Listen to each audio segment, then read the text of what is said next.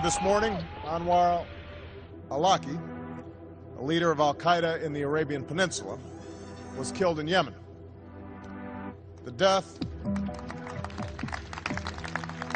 Un chef d'État a-t-il le droit de poursuivre, de juger et d'exécuter une sentence de mort sur un citoyen de son propre pays? Anwar al-Awlaki n'est pas un terroriste comme les autres. C'est un des chefs d'Al-Qaïda. Il a reconnu avoir encouragé des opérations qui ont fait des dizaines de victimes. Mais Anwar al-Awlaki est aussi citoyen des États-Unis. Nous avons un compte déficitaire avec les Américains d'au moins 1 million de femmes et d'enfants morts. Je ne parle même pas des hommes. Nous avons un décompte de victimes avec les Américains qui dépasse le million. Rien qu'en comptant les femmes et les enfants. Ceux qui ont été tués dans les avions, c'est une goutte d'eau dans l'océan. Il nous est permis de les traiter comme ils nous traitent et de violer les règles qu'ils ont violées contre nous. Ces discours enflammés diffusés sur la toile et à la télévision conduisent les Américains à inscrire Anwar al-Awlaki sur la liste de la mort.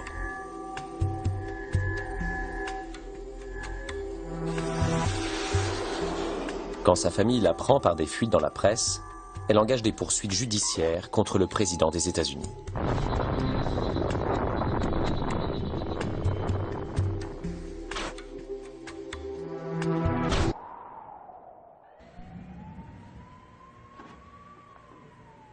Ok, Pardis, pourriez-vous vous présenter, s'il vous plaît? Pardis Kerbray, une avocate du Centre des droits constitutionnels, une ONG de New York, est chargée de représenter la position de la famille al-Awlaki devant la Cour. Ce programme est une politique de meurtre menée par l'exécutif. Rien n'a été contrôlé par un tribunal. Rien n'a été approuvé par le Congrès. La base légale qu'utilisent les États-Unis, le président, le département de la Défense et la CIA, c'est une autorisation donnée après le 11 septembre 2001.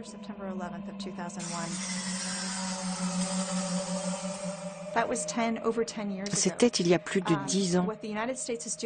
Ce que les États-Unis disent maintenant avec cette politique, c'est que ça a été autorisé en réponse après le 11 septembre, que ça autorise le recours à l'élimination physique contre n'importe qui. Pas seulement les membres d'Al-Qaïda, mais aussi contre Al-Qaïda, les talibans et des forces associées indéfinies, quel que soit l'endroit où ils se trouvent. Le 5 décembre 2010, le juge John D. Bates rejette dans une décision de 83 pages les demandes de la famille al-Awlaki. La Cour reconnaît cependant qu'il est troublant qu'on puisse envisager d'exécuter sans procès un citoyen américain. Si Allah Tout-Puissant souhaite que je sois tué par eux ou leurs agents, alors ce sera aussi ce que je souhaite. Un an plus tard, la trace d'Anwar al-Awlaki est retrouvée et une série de frappes de prédateurs vient mettre fin à la traque. C'était le 30 septembre 2011. Les États-Unis exécutèrent la frappe. Ils ont tué Anwar al-Awlaki, ils ont tué un autre citoyen américain, Semir Khan. Ils ont tué au moins 2 autres personnes dans cette frappe. 2 semaines plus tard, ils effectuaient une autre frappe au Yémen, qui tua le fils d'Anwar al-Awlaki, un citoyen américain de 16 ans, Abdulrahman al-Awlaki, son cousin yéménite de 17 ans, et au moins 5 autres personnes qui étaient assises dehors pour dîner. Et il n'y a eu absolument aucune prise de responsabilité pour aucun de ces assassinats, pour aucune des personnes tuées, et en particulier pour les citoyens américains tués par leur propre gouvernement. C'est un monde très effrayant. Quand nous voyons un chef d'État qui dit « Nous nous réservons le droit de tuer qui on veut, où on veut, quand on veut, pour des raisons que nous allons garder secrètes, et vous ne pouvez pas examiner l'affaire avant ou après », c'est vivre dans un monde assez effrayant. Et vous pouvez parier qu'il ne faudra pas beaucoup de temps avant que d'autres gouvernements suivent la même voie. Et il me semble que c'est un terrain glissant sur lequel on s'avance déjà à vitesse grand V.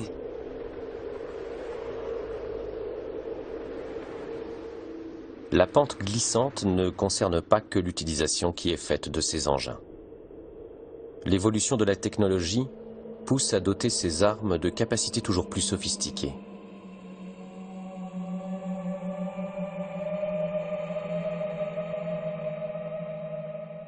Le CERAM est un canon qui détruit en vol les missiles ou les munitions de mortier.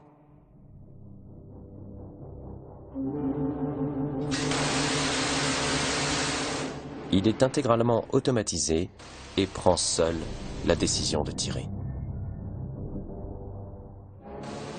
Nous pouvons allumer la machine, nous pouvons éteindre la machine, mais quand la machine est en train d'opérer, nous ne pouvons pas l'arrêter.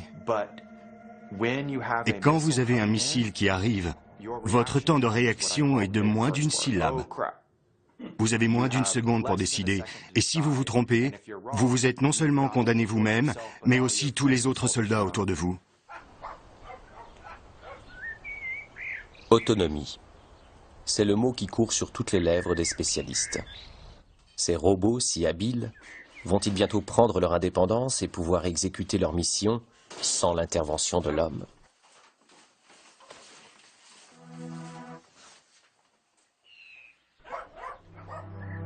Noël Charquet est professeur de robotique à l'université de Sheffield, en Grande-Bretagne. Il sait ce que préparent les chercheurs militaires.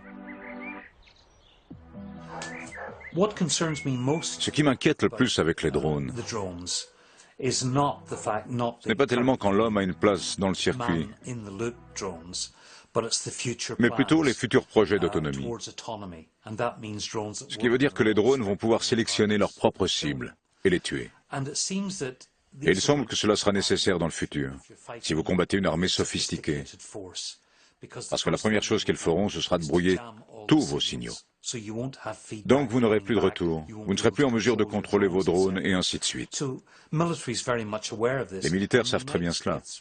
Et les plans des États-Unis depuis 2004 discutent l'idée de la prochaine étape. De l'homme dans le circuit, à l'homme sur le circuit, à l'homme hors du circuit. Il y a environ un an, j'étais à une conférence internationale de droit et il y avait tous ces avocats internationaux qui débattaient dans tous les sens et l'un d'eux était conseiller général en chef de l'US Air Force et il disait « On ne travaillerait jamais sur un système autonome armé parce que ça violerait la loi. Nous ne ferions jamais rien de tel. » Et tous les avocats faisaient « Oui, oui, c'est vrai, c'est vrai, c'est vrai. » Et quelques jours plus tard, j'étais dans un bureau à la recherche navale et on en riait. Parce que je rencontrais des chercheurs qui travaillaient sur un système autonome armé. C'est pas des trucs de science-fiction pour le futur. On travaille dessus dès maintenant. Et effectivement, le X-47B termine ses tests et sera opérationnel en 2015. C'est un drone supersonique, complètement autonome et qui pourra prendre seul la décision de tirer sur une cible.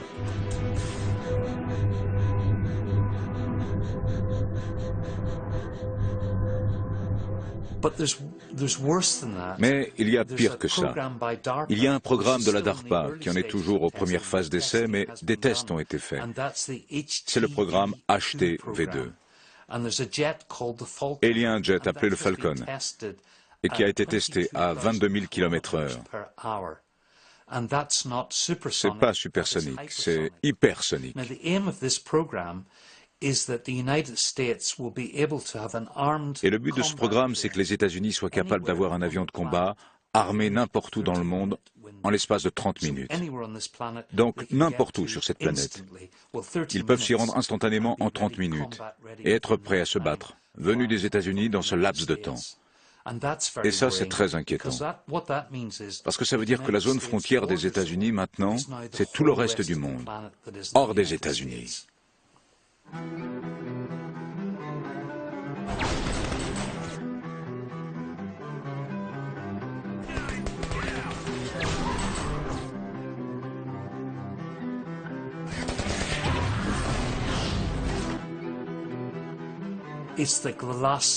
C'est la dernière étape de l'industrialisation. La révolution industrielle, c'est industrialiser la guerre, la rendre très propre.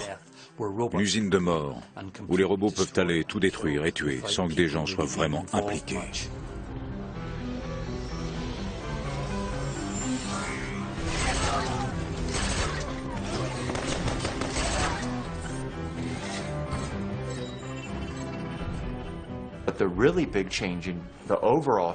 Mais le plus gros changement dans l'histoire de la guerre, c'est que nous sommes passés du combat dans les machines au combat en dehors des machines.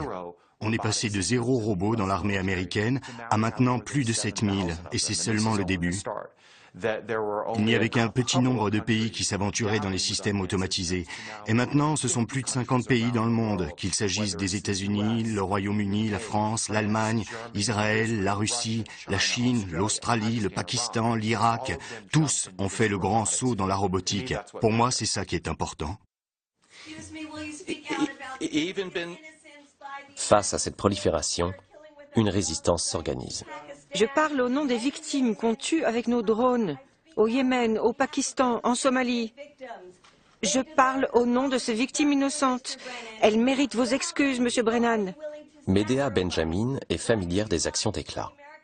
Ici, la militante de la cause pacifiste interpelle Paul Brennan, alors le chef de l'antiterrorisme d'Obama.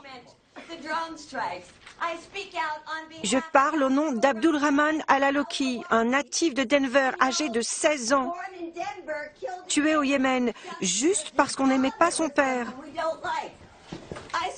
Je parle au nom de la Constitution, je parle au nom de la légalité. J'aime mon pays. Vous nous mettez en danger en tuant tant d'innocents à travers le monde. Honte sur vous!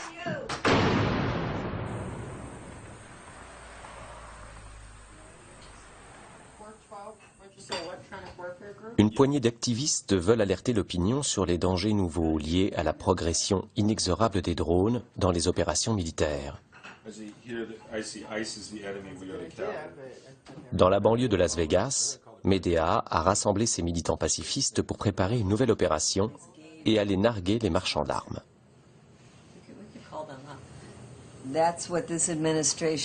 C'est ce que cette administration a dit, que capturer des gens, c'est chiant.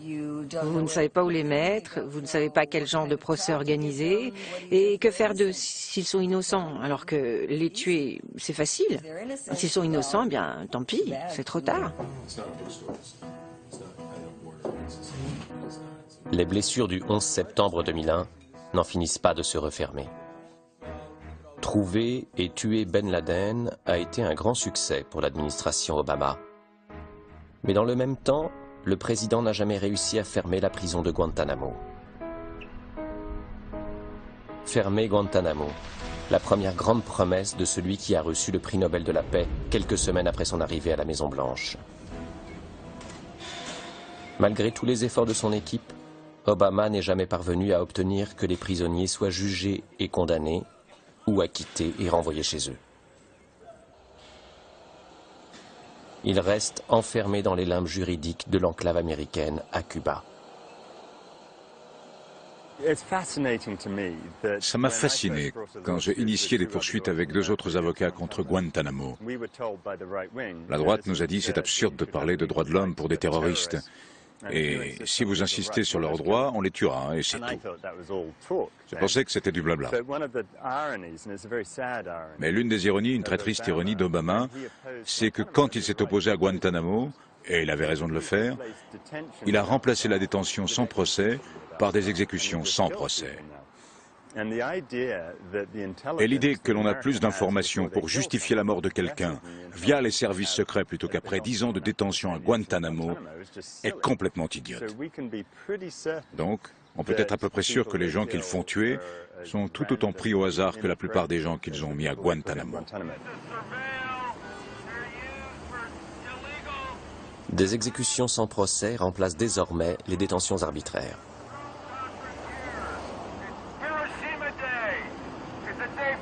C'est un jour pour la paix. Ce n'est pas un jour pour célébrer les nouvelles technologies d'armement. Toutes ces machines robotisées montrent que s'ils peuvent les fabriquer, ils les fabriqueront, même si la sagesse impose de ne pas le faire. Et c'est pour ça que nous essayons de dire qu'on doit arrêter de développer ces machins. C'est pas parce qu'on sait les faire qu'on doit les faire. Parce qu'il ne s'agit pas seulement de fabriquer des petits robots, c'est aussi faire les petits capteurs, c'est faire les composants. Je suis allé me promener dans ces salons et j'ai demandé « Qu'allez-vous faire quand la guerre sera finie? Vous n'aurez plus besoin de tout ça ?» Et ils m'ont tous répondu en riant « Ah, on n'aura qu'à provoquer une autre guerre !»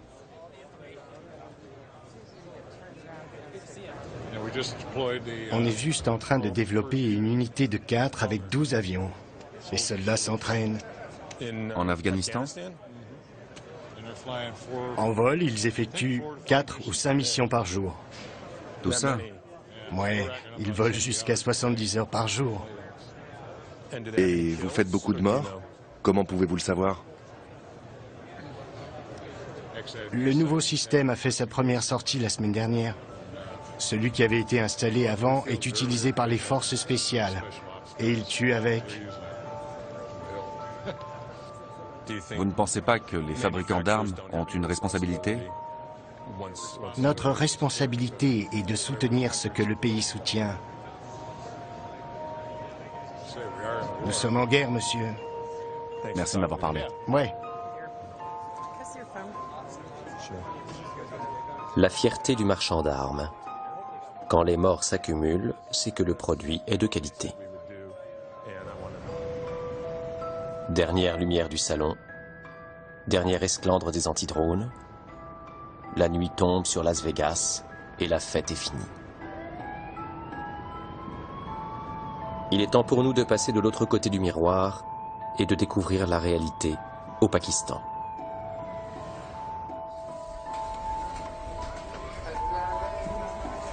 Le Pakistan, un pays allié des États-Unis qui subit pourtant chaque semaine des bombardements de drones américains.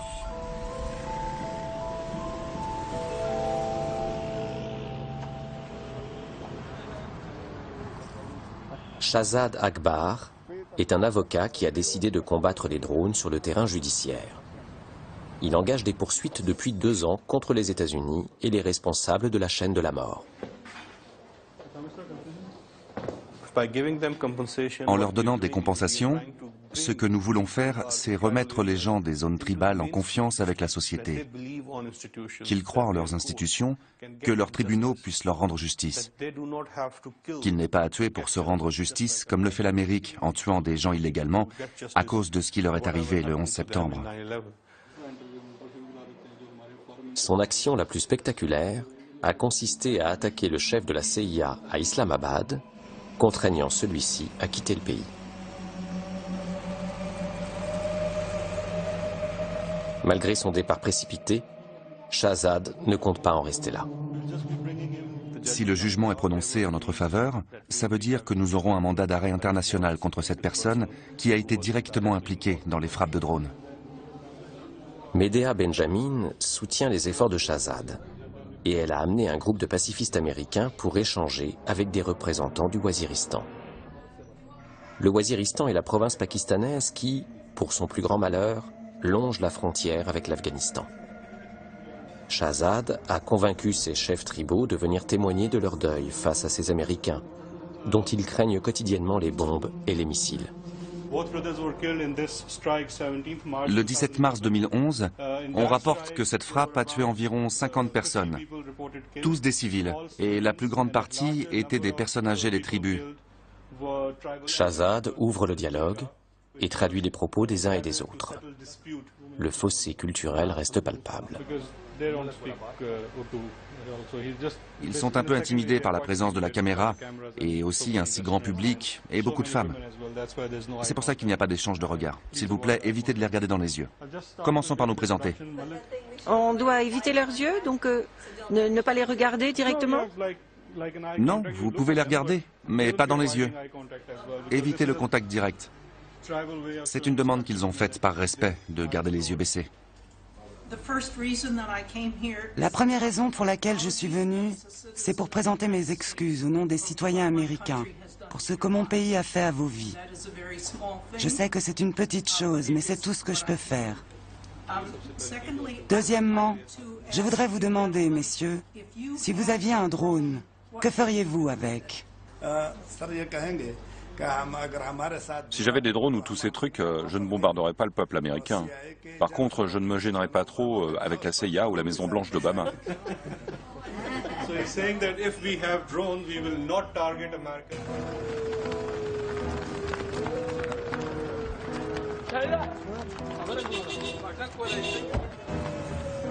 À l'appel de Shahzad et de Medea, un cortège pour le Waziristan s'organise peu à peu.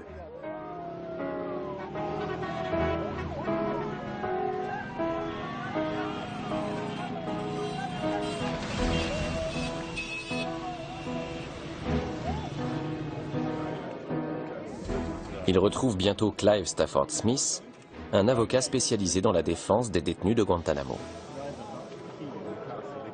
Clive, est-ce que les drones sont légaux? Bien sûr que les drones ne sont pas légaux. Il n'y a rien de légal dans ces drones. Il n'y a pas de guerre entre le Pakistan et son allié les États-Unis. Donc tout ce qui se passe ici est illégal. Ils abaissent la barre de ce que les États-Unis peuvent faire dans de grandes proportions, car aucun Américain n'est en danger. Les Américains, à part quelques-uns, les quelques-uns que vous avez vus ici sont à des milliers de kilomètres du Waziristan. Donc, il n'y a pas de danger pour les États-Unis. Des gens sont assis dans le Nevada à jouer à des jeux vidéo avec les vies de gens du Waziristan. Et c'est ça la limite. Les États-Unis n'enverraient jamais de bombardiers F-16 au Waziristan. Et ce ne serait pas politiquement possible, mais ils peuvent le faire avec des drones. C'est ce qui rend ces machins si dangereux. C'est incroyable que nous soyons ici. On a pu aller aussi loin. On a l'impression d'avoir aidé à faire connaître le problème au monde entier et c'est très motivant pour nous. Bientôt, plusieurs centaines de véhicules accompagnent la foule jusqu'à un rassemblement impressionnant. Imran Khan, une célébrité qui est candidat aux prochaines élections présidentielles, prend la tête de la manifestation. Imran est une figure très populaire au Pakistan et ses chances de l'emporter ne sont pas négligeables. C'est pourquoi il a pris fait et cause contre les drones et compte bien faire la différence face aux atermoiements du pouvoir en place.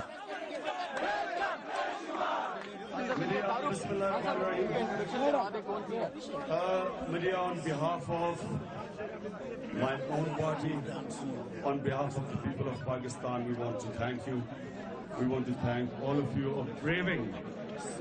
People of Pakistan will always remember you. Thank you.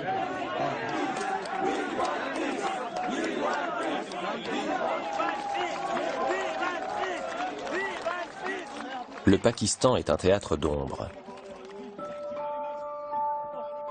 Ses autorités protestent contre les frappes, mais ne saisissent jamais les Nations Unies pour qu'elles cessent.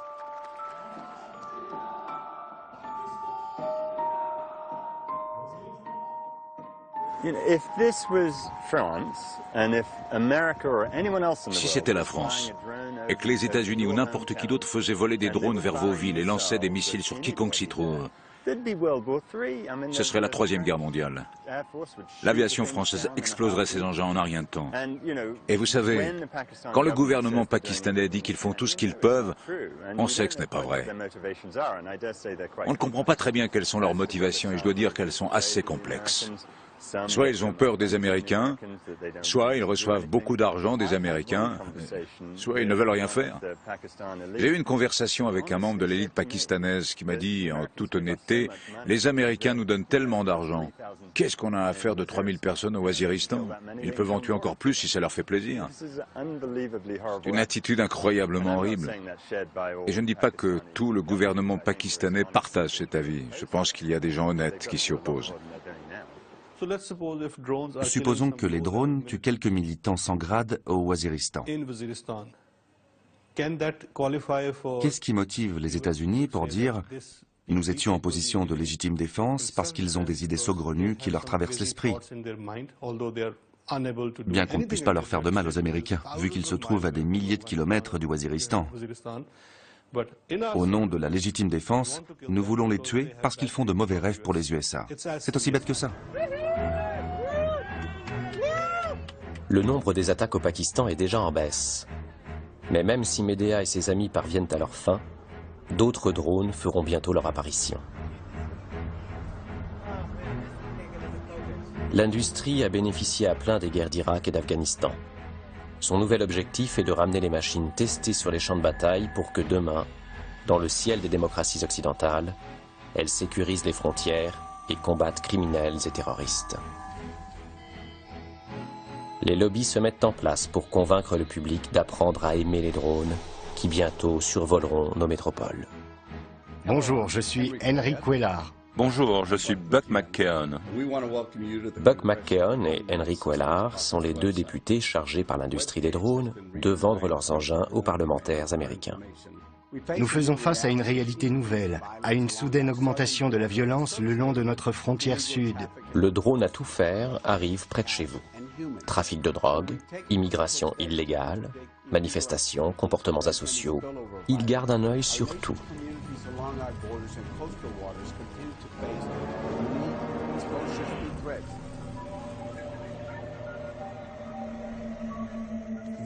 La question des drones, de la robotique et des gardiens de la paix, ce n'est pas une question hypothétique. Devons-nous ou ne devons-nous pas? Est-ce que ce serait sage d'en faire cet usage? Dans les faits, c'est inévitable.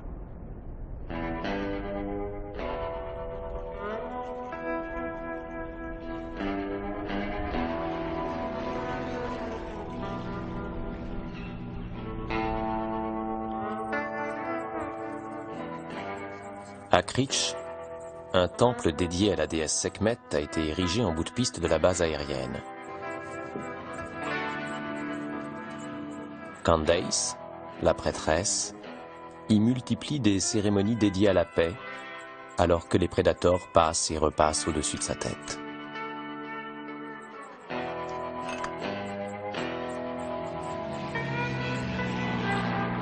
Bientôt vendu partout dans le monde, et à la France en particulier, les prédateurs ont déjà gagné leur guerre. La guerre pour rendre acceptable la distribution par un État d'une peine de mort aseptisée et mondialisée.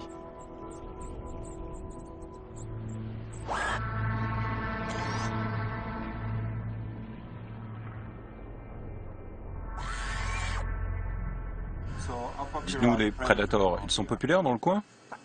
Est-ce qu'ils sont populaires?